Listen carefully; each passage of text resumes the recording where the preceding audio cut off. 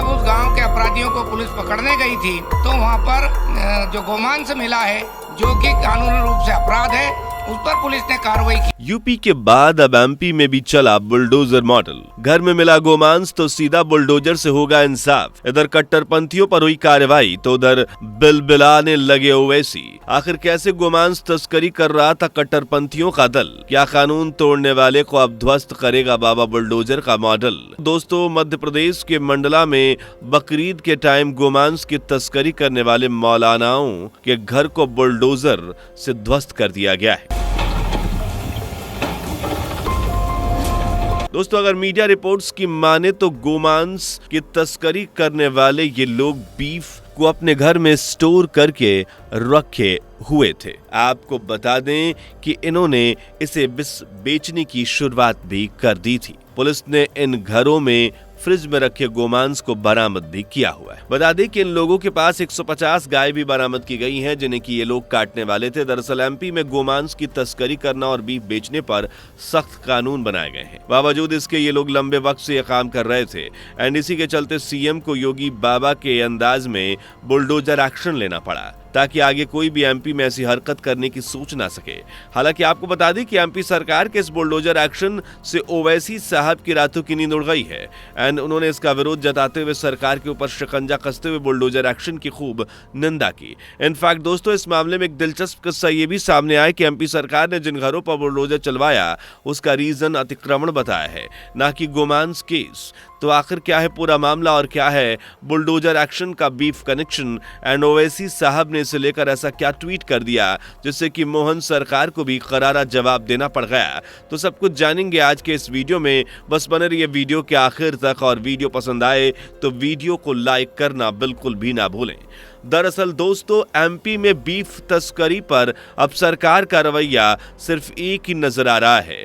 इस तरह की बेहूदी हरकतें करने वालों पर ना कोई फैसला होगा, ना ही कोई सुनवाई।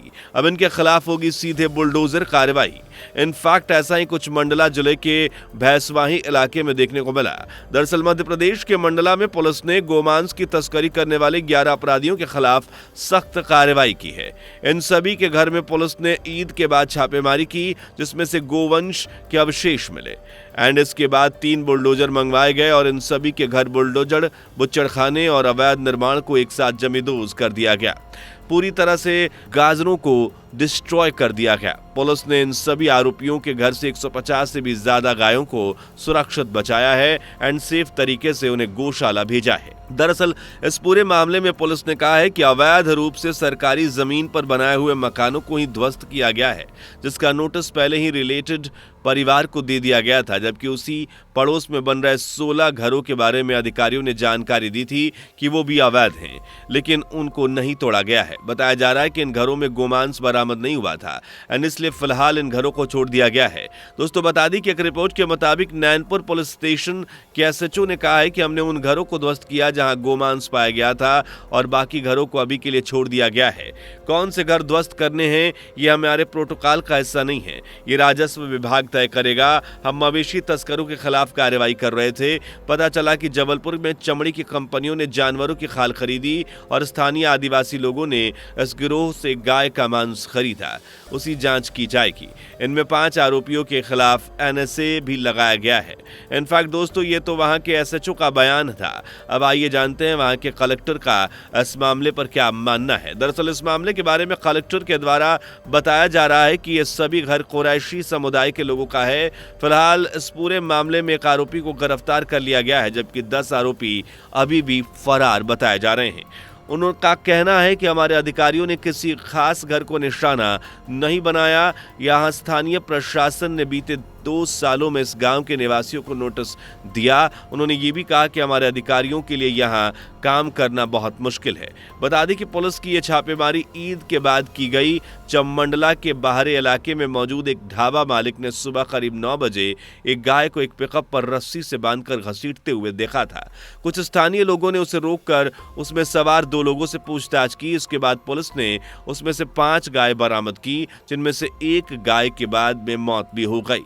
जिसके बाद स्थानीय संगठनों ने इसका जोरदार विरोध किया।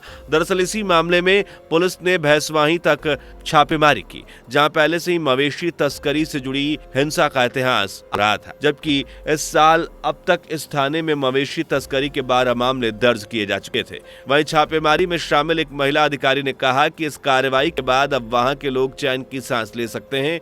वहीं इस बुलडोजर कार्रवाई में AIMIM के प्रमुख व हैदराबाद के सांसद असदुद्दीन ओवैसी ने आरोपियों के पक्ष में एक बड़ा बयान दिया है, जिससे कि राजनीति में फिलहाल गर्मा गर्मी का माहौल बना हुआ है।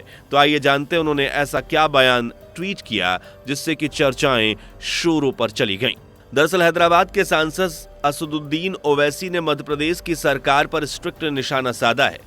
असदुद्दीन ओवैसी ने MP में 11 मुस्लिम घरों पर बुलडोजर एक्शन की निंदा करते हुए सोशल मीडिया प्लेटफॉर्म X पर ट्वीट करते हुए ये कहा कि यहां तक कि इस कार्रवाई की तुलना पिछली मॉब लिंचिंग से की।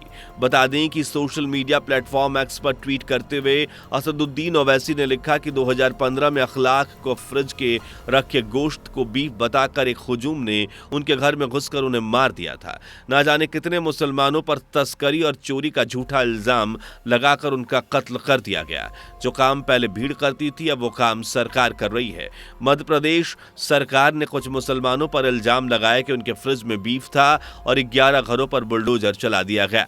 इसके साथ ही ओवैसी ने मुस्लिम वोटों से फायदा उठाने वाले नेताओं की चुप्पी पर सवाल उठाते हुए ट्वीट में आगे लिखा कि नाइंसाफी का सिलसिला थमता नहीं। चुनाव के नतीजे से पहले और बाद भी घर मुसलमानों के ही तोड़े जाते हैं। कत्ल मुसलमानों के ही होते हैं। जिन्हें झोली भर भर के मुसलमान का वोट मिलता है, वो आखिर चुप क्यों है?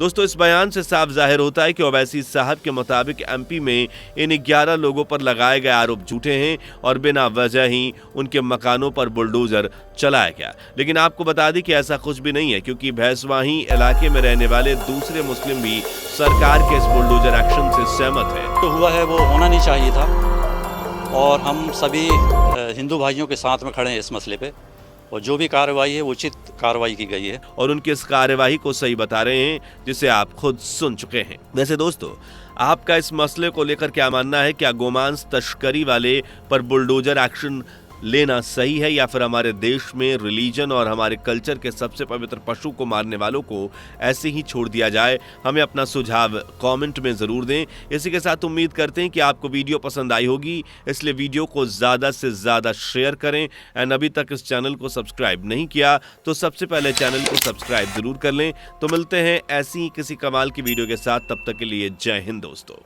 आपको स्क्रीन पर 2 और वीडियोस दिखाई दे रही हैं, जिसे देखने के लिए स्क्रीन पर क्लिक करें।